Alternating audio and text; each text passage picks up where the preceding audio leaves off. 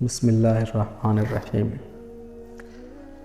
گزشتہ ہفتہ ہم لوگوں نے قرأت کے متعلق کچھ مسائل پڑھے تھے، اور اس تعلق سے جو کچھ بھی مسائل تھے کچھ بیان ہوئے، کچھ ابھی باقی ہے جس کو بیان کرتے ہیں، اس کے بعد پھر رکوع کا بیان شروع ہوگا۔ مسئلہ: اگر سری نماز میں، سری نماز کس کو بولتے ہیں؟ آہستہ جس میں قرأت کرنا واجب ہے، اگر سری نماز میں امام نے بھول کر ایک آیت بلند آواز سے پڑھ دی تو سجدہ سہو واجب ہوگا۔ ایک آیت، اگر مثال کے طور پر ظہر کی نماز پڑھیں الحمد اتنا کہہ کے خاموش ہو گیا تو اس سے سجدہ سہو واجب نہیں ہوگا۔ الحمدللہ رب العالمین اتنا پڑھ لے گا تو سجدہ سہو کیا ہوگا؟ واجب ہو جائے گا۔ اور اگر سجدہ سہو نہ کیا یا قصداً بلند آواز سے پڑھا، جان بوجھ کر بلند آواز سے سری نماز میں پڑھ دیا، تو نماز کا اعادہ یعنی دوبارہ پڑھنا کیا ہے؟ واجب ہے۔ سورہ فاتحہ کی ابتدا میں تسمیہ پڑھنا سنت ہے۔ سورہ فاتحہ کس کو بولتے ہیں؟ الحمد شریف کو۔ اور تسمیہ کس کو بولتے ہیں؟ بسم اللہ الرحمن الرحیم کو کیا بولتے ہیں؟ تسمیہ بولتے ہیں۔ تو سورہ فاتحہ کی ابتدا میں یعنی شروع میں تسمیہ پڑھنا کیا ہے؟ سنت ہے۔ اور سورہ فاتحہ کے بعد، یہ مسئلہ پیچھے گزرا بھی تھا لیکن اس کو پھر سے بیان کیا جا رہا ہے کہ سورہ فاتحہ کے بعد اگر کوئی سورت یا کسی سورت کی شروع کی آیتیں پڑھے تو ان سے پہلے تسمیہ پڑھنا یعنی بسم اللہ پڑھنا مستحب ہے۔ مثلا آپ الحمد شریف پڑھنے کے بعد تبت یدا شروع کرتے ہیں تو وہاں پر بسم اللہ پڑھنا کیا ہے؟ مستحب ہے۔ یا پھر جو ہے نا کوئی بڑی سورہ ہے سبحان الذی اسریٰ، سورہ اسراء، وہاں شروع کرتے ہیں تو وہاں پر بھی سورہ فاتحہ کے بعد بسم اللہ پڑھنا کیا ہے؟ مستحب ہے۔ پڑھے تو اچھا اور نہ پڑھے تو کوئی حرج نہیں۔ مسئلہ: نماز کی ہر رکعت میں، دیکھیے یہ مسئلہ بھی تم لوگ تو جانتے ہی ہیں، نماز کی ہر رکعت میں امام و منفرد، امام منفرد کس کو کہتے ہیں؟ جو تنہا اپنی نماز پڑھتے ہیں ان کو کیا بولتے ہیں؟ منفرد کو سورہ فاتحہ میں وَلَضَّالِّينَ کے بعد آمین کہنا سنت ہے۔ جیسا کہ ہم سب کہتے بھی ہیں الحمد کے بعد وَلَضَّالِّينَ کے بعد کیا کہتے ہیں؟ آمین پڑھنا کیا ہے؟ سنت ہے۔ اگر نہیں پڑھیں گے تو گنہگار نہیں ہوں گے لیکن ترک سنت کا مرتکب ضرور ہو جائے گا۔ امام کی آواز کسی مقتدی تک نہ پہنچی مگر اس کے برابر والے مقتدی نے آمین کہی۔ جیسے امام نماز پڑھا رہا ہے اور امام کی آواز پیچھے نہیں پہنچی اور بغل میں کوئی مقتدی اس نے آمین کہی، تو اس نے جب آمین کہی تو دوسرے مقتدی نے اس کی آواز کو سن لی، تو اس وقت وہ کیا کرے؟ تو اس کے بھی لیے حکم یہی ہے کہ جب دوسرے شخص سے وہ آمین کہتا ہوا سنے تو وہ بھی آمین کہہ لے۔ امام کی آواز کا سننا اس کے لیے ضروری نہیں ہے۔ امام کی آواز کسی مقتدی تک نہ پہنچی مگر اس کے برابر والے مقتدی نے آمین کہی اور اس نے آمین کی آواز سن لی، اگرچہ اس مقتدی نے آہستہ کہی ہے تو یہ بھی آمین کہے۔ غرض یہ کہ امام کا وَلَضَّالِّينَ کہنا معلوم ہوا تو آمین کہنا سنت ہو جائے گا، پھر چاہے امام کی آواز سننے سے معلوم ہو یا کسی مقتدی کے آمین کہنے سے معلوم ہو۔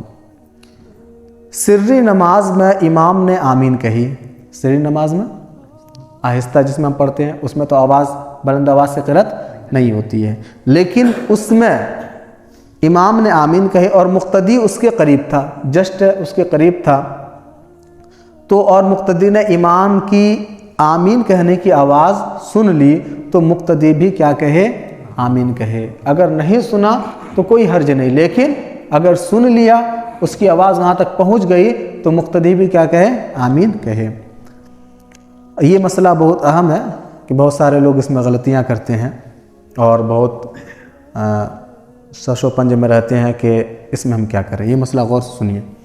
اگر کسی نے فرض نماز کی پچھلی 2 رکعت میں، فرض نماز کی پچھلی 2 رکعت مطلب 2 رکعت کے بعد کی جو 2 رکعت ہے، جیسے آپ ظہر پڑھ رہے ہیں یا عشاء پڑھ رہے ہیں یا عصر پڑھ رہے ہیں، تو پہلی 2 رکعت میں سب تو قرأت کرتے ہیں، سورہ فاتحہ کے بعد سورہ ملاتے ہیں، لیکن پچھلی 2 رکعت میں یعنی تیسری اور چوتھی رکعت میں اگر کسی نے فرض نماز کی پچھلی 2 رکعت میں سہون یعنی بھول کر یا قصدن جان بوجھ کر الحمد شریف کے بعد کوئی ایک سورت ملائی تو کچھ مضائقہ نہیں، کوئی حرج نہیں، اس کی نماز میں کچھ خلل نہ آیا اور اس کو سجدہ سہو کرنے کی بھی ضرورت نہیں۔ سمجھ گئے اس کو؟ یعنی اگر تیسری چوتھی رکعت میں اگر سورہ فاتحہ کے بعد کوئی سورہ ملا دے رہا ہے تو اس سے کوئی حرج نہیں۔ مسئلہ تعوذ کہتے ہیں اعوذ باللہ من الشیطان الرجیم کو، پہلی رکعت میں صرف پہلی رکعت میں ہے، اور ہر رکعت کے شروع میں بسم اللہ الرحمن الرحیم پڑھنا مسنون ہے یعنی سنت ہے۔ تعوذ یعنی اعوذ باللہ صرف ہم کب پڑھیں گے؟ پہلی رکعت میں جب ہم سورہ فاتحہ شروع کریں گے تو اس سے پہلے ہم کو جو ہے نا اعوذ باللہ پڑھنا مسنون ہے، باقی اور ہر رکعت کے شروع میں کیا ہے؟ بسم اللہ پڑھنا مسنون ہے، اور اعوذ باللہ کہیں نہیں پڑھیں گے۔ مسئلہ قیام کے سوا رکوع، سجود، قعود، رکوع میں، سجدہ میں، قعدہ میں کسی جگہ بسم اللہ الرحمن الرحیم پڑھنا جائز نہیں کہ وہ قرآن کی آیت ہے، اور نماز میں قیام کے سوا اور جگہ قرآن کی کوئی آیت پڑھنی ممنوع ہے، یعنی صرف اور صرف قیام کی حالت میں بسم اللہ پڑھ سکتے ہیں، اس کے بعد چاہے آپ رکوع میں جائیں، سجدہ میں جائیں، قاعدہ میں جائیں، آپ کو کہیں بھی بسم اللہ الرحمن الرحیم پڑھنا جائز نہیں ہے، بلکہ ممنوع منع کیا گیا ہے، صرف بسم اللہ قیام کی حالت میں پڑھ سکتے ہیں۔ اور یہ مسئلہ بھی کافی اہم ہے کہ زبان سے جس صورت کا ایک لفظ نکل جائے اسی کا پڑھنا لازم ہے۔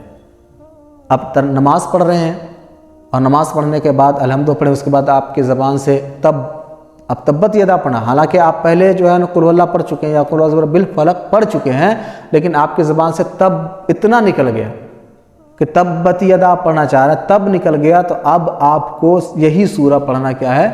ضروری۔ آپ اس کو چھوڑ کر کے دوسرے سورہ کی طرف نہیں جائیں گے۔ زبان سے جس صورت کا ایک لفظ نکل جائے اسی کا پڑھنا لازم ہے، خواہ وہ قبل کی ہو یا بعد کی، یا پہلے کی صورت پڑھ لی یا بعد کی صورت زبان سے نکل گئی، خواہ مکرر پڑھ رہا ہو یعنی دوبارہ پڑھ رہا ہو۔ مثال کے طور پر آپ تبت یدا پڑھ دیے پہلی رکعت میں، اب دوسری رکعت میں آپ کو قل ہو اللہ پڑھنا تھا، آپ پھر تب بول دیے، تو آپ کو پھر یہی سورہ پڑھنا کیا ہے؟ ضروری ہے۔ اب جو ہے نا آپ قل ہو اللہ کی طرف نہیں جائیں گے، اور نہ قل اعوذ برب الفلق اور ناس کی طرف جائیں گے، آپ کو تبت یدا پڑھنا ہی کیا ہے؟ ضروری ہے۔ اور نماز میں بسم اللہ شریف بلند آواز سے پڑھنا منع ہے، یہ سب جانتے ہیں۔ صرف تراویح میں، جب رمضان میں تراویح پڑھتے ہیں، جب کلام مجید ختم کیا جائے تو سورہ بقرہ سے سورہ ناس تک کسی ایک سورت پر آواز سے پڑھ لی جائے کہ ختم پورا ہو، اور ہر سورہ پر آواز سے پڑھنا ممنوع ہے اور مذہب حنفی کے خلاف ہے۔ اور سب جانتے ہیں کہ بسم اللہ الرحمن الرحیم ہم لوگ کیا آہستہ ہی پڑھتے ہیں، صرف رمضان میں جو ہے ایک مرتبہ کسی دن بھی شروع سے آخر تک کبھی بھی جو ہے بلند آواز سے بسم اللہ الرحمن الرحیم پڑھ دیا جائے۔ یہاں تک تو ہو گیا قرأت کے مسائل۔ اب نماز کا چوتھا فرض کیا ہے؟ رکوع۔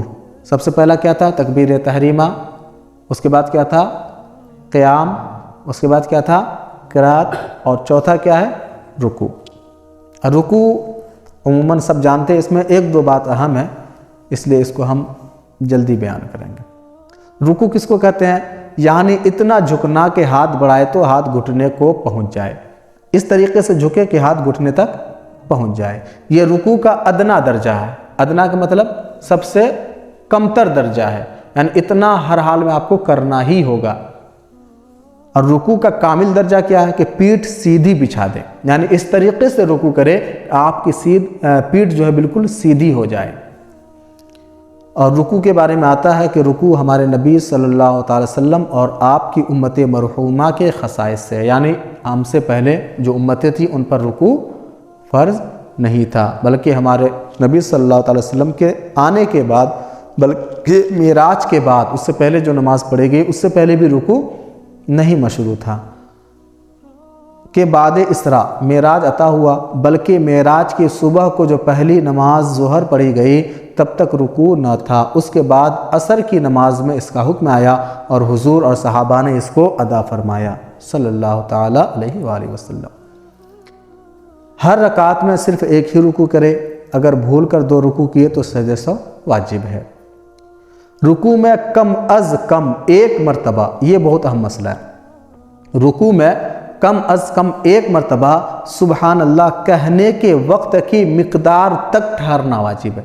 یعنی جب آپ رکوع میں جائیں گے تو آپ کو اتنی دیر رکنا، یعنی ٹھہرنا، پڑھنا نہیں بلکہ ٹھہرنا واجب ہے کہ کم سے کم 1 مرتبہ آپ سبحان اللہ آرام سے کہہ لیں۔ جیسے ہوتا ہے نا بعض لوگ سجدہ میں رکوع میں گیا نہیں فوراً کھڑے ہو جاتے ہیں، اب کیا پڑھتے ہیں؟ سبحان اللہ بھی سبحان ربی العظیم پڑھنا ہوتا ہے، آپ پڑھ پاتے بھی نہیں کہ فوراً کھڑے ہو جاتے ہیں، تو ان کا رکوع نہیں ہوگا۔ رکوع کے لیے کم از کم رکوع میں سبحان اللہ کہنے کی مقدار ٹھہرنا کیا ہے؟ واجب ہے۔ رکوع میں 3 مرتبہ سبحان ربی العظیم کہنا سنت ہے، 3 مرتبہ سے کم کہنے میں سنت ادا نہ ہوگی اور 5 مرتبہ کہنا مستحب ہے۔ 3 مرتبہ سنت ہے اور 5 مرتبہ مستحب ہے۔ 3 مرتبہ سے کم کہیں گے تو سنت تو ادا نہیں ہوگی لیکن نماز ہماری ہو جائے گی اور یہ ہمارا طریقہ خلاف سنت ہوگا۔ رکوع میں سبحان ربی العظیم کہتے وقت عظیم کے ذا کو خوب احتیاط سے ادا کریں۔ کچھ لوگ ذا کے بجائے جیم ادا کرتے ہیں، یعنی عظیم کے بجائے عجیم کہتے ہیں، اور یہ سخت گناہ ہے کیونکہ عظیم اور عجیم کے معنوں میں زمین اور آسمان جتنا فرق ہے۔ کیسے؟ سبحان ربی العظیم کا معنی کیا ہوتا ہے؟ پاک ہے میرا رب جو بزرگ اور عظمت والا ہے، اور اگر آپ سبحان ربی العظیم کہیں گے تو عجیم کا معنی کیا ہوتا ہے؟ گونگا، جس کو ہم لوگ کہتے ہیں عربی عجمی، عرب والے ہم لوگ کو کیا کہتے ہیں؟ عجمی، اس اعتبار سے یعنی ہم لوگ کو گونگا سمجھتے ہیں عربی کے اعتبار سے۔ تو عجیم اگر کہتے ہیں تو اس صورت میں کیا ہے کہ ہم گنہگار تو ہوں گے ہی ہوں گے، اور جو ہماری نماز ہے وہ بھی درست نہیں ہے طریقے سے ادا ہوگی۔ اللہ تعالیٰ کے لیے لفظ عجیم کی نسبت کرنا سخت منع ہے۔ اگر کوئی شخص حرف ذا ادا نہ کر سکے تو وہ سبحان ربی العظیم کی جگہ سبحان ربی الکریم کہہ سکتا ہے، وہ یہ کہے۔